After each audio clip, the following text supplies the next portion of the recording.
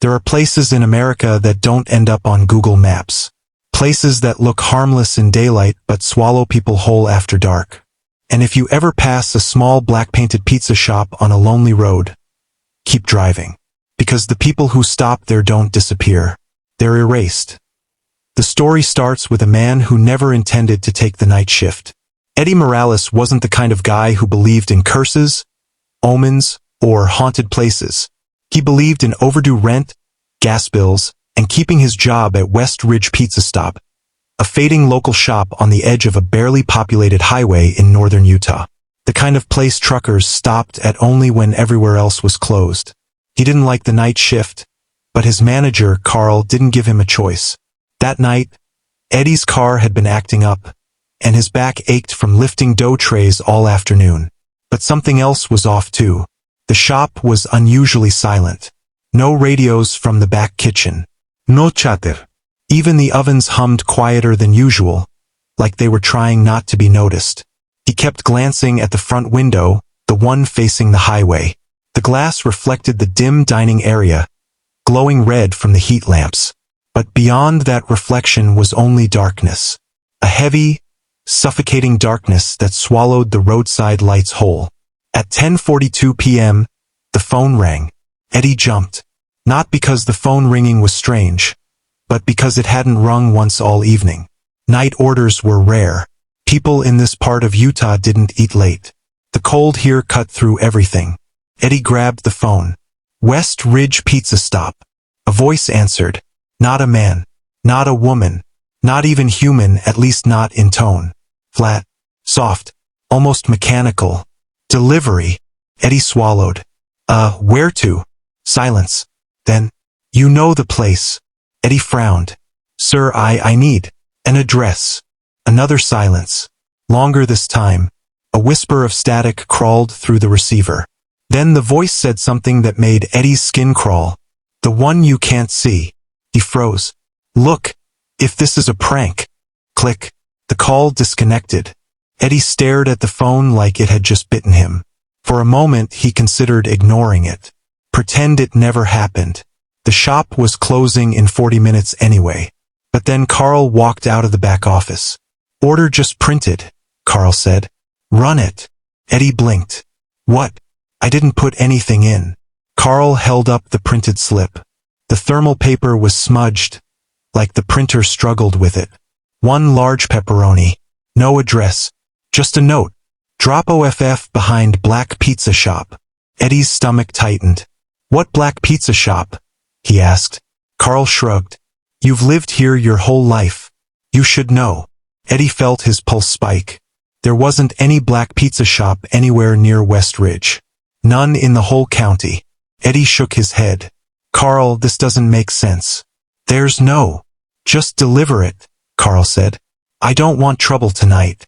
Trouble. The way Carl said it, like trouble was already inside the building. And Eddie noticed something else. Carl's hands were shaking. Eddie boxed the pizza anyway. Habit more than obedience. His brain screamed at him not to go, but his body moved on autopilot. Grabbed the box, tucked the receipt, head toward the door. The moment he stepped outside, the air changed. The night wasn't cold anymore. It was empty, like warmth had been sucked out of the world, and even the wind was holding its breath. He opened his car door, and froze. There was a second receipt sitting on the passenger seat. Same message. Drop OFF behind Black Pizza Shop. Except this one wasn't printed. It was handwritten, in his handwriting. But Eddie hadn't written anything. He swallowed hard, turned the key, and drove. The highway was dead silent. No cars passed him, no headlights in the distance. Nothing. Just darkness pressing against every window. He checked the mirrors out of habit. That's when he saw it. A building behind him. Black. No lights. No signs. No windows. He blinked. It wasn't there a second ago. He kept driving. But his GPS flickered. Then died. Then rebooted with a single route. Arrived. The car slowed by itself. He didn't touch the brake. The engine whined. The steering wheel locked. And the vehicle rolled to a stop beside a dirt path he had never seen before. Eddie's breath fogged the windshield. The building appeared again. Same place. Same impossible black paint. So dark it didn't reflect anything. Eddie whispered to himself. This wasn't here before. This wasn't. Then his phone lit up. Unknown number. One message. Behind. His stomach dropped. Against every instinct screaming in his skull, he stepped out and walked around the building. Behind it there was no door. Just a slot. Like a mail drop. Large enough for a pizza box. A whisper of wind brushed past his ears. Except it wasn't wind. It was breathing. Long, deep, patient breathing coming from inside the wall. The slot slowly opened. Eddie staggered back. His body trembled. His fingers numbed. The wall inhaled. Slow, dragging, hungry. Something inside wanted him. Not the pizza that he dropped the box, turned, and ran. Or tried to. Because the dirt under his feet shifted like sand. His legs buckled. His vision blurred. And the last sound he heard before the darkness closed in was a voice. The same flat mechanical voice from the phone. Delivery complete. Then everything went silent. And Eddie Morales was never seen again. But the next morning, West Ridge Pizza Stop received. Most stories end when someone disappears. This one only deepens. Carl didn't sleep after Eddie vanished. In fact, he didn't even close the shop. He just sat in his office, lights off, staring at the security monitor screens. He kept waiting for Eddie to walk back through the front door. Angry, confused, maybe laughing at himself. Anything. But Eddie didn't return. And the real trouble started when Carl checked the cameras. At 3:12 a.m., he pulled up the footage from the back lot. The last area Eddie walked through before leaving on the delivery. The footage was grainy, the kind of quality you'd expect from a cheap, outdated system. But the timestamp was there. Eddie was visible. He was moving. Then something happened. Right as Eddie walked out of frame, the camera glitched. A flicker, a smear of static. But it wasn't random noise. There was a shape in it. A tall silhouette, impossible proportions, no face, no details. Just a human outline made of static, standing exactly where Eddie had been a second before. Carl froze, staring at the frame. He scrubbed backward in the footage. The static figure disappeared. He scrubbed forward. It appeared again. No entrance. No motion. Just there. Carl slammed the laptop shut. He didn't believe in ghosts or demons or whatever nonsense people like to whisper about old towns and abandoned stretches of highway. But he did believe in patterns. And this wasn't a pattern he wanted to understand. By 4 a.m., he had convinced himself Eddie would eventually call. Maybe he went home. Maybe he broke down somewhere.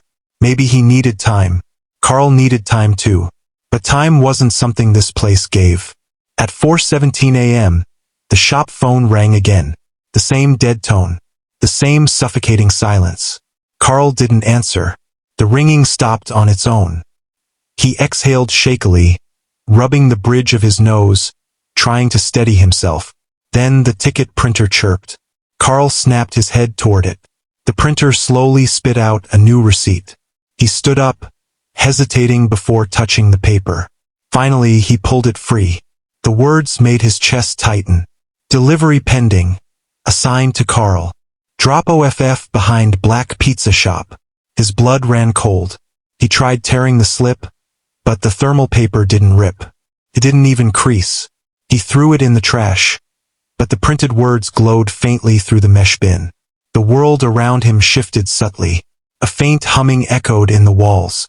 The lights buzzed with an unfamiliar frequency. Something unnatural seeped into the room. A pressure in the air like a storm trying to form inside the building. A wave of nausea hit him. He stumbled out to the dining area, gripping the counter. Everything looked the same, but nothing felt the same. The air felt heavier, denser. He could feel himself being watched, from nowhere and everywhere at the same time. Carl wasn't afraid of delivering pizza at night. He was afraid of places that didn't exist yesterday. And that black building, that wasn't normal. At 5:30 a.m., he tried to clock out early. The system wouldn't let him. Instead, the screen displayed a message. You have one delivery remaining. He ripped the power cable out of the wall. The computer stayed on. Carl took a long breath and decided something outrageous. He was going to leave. Not clock out.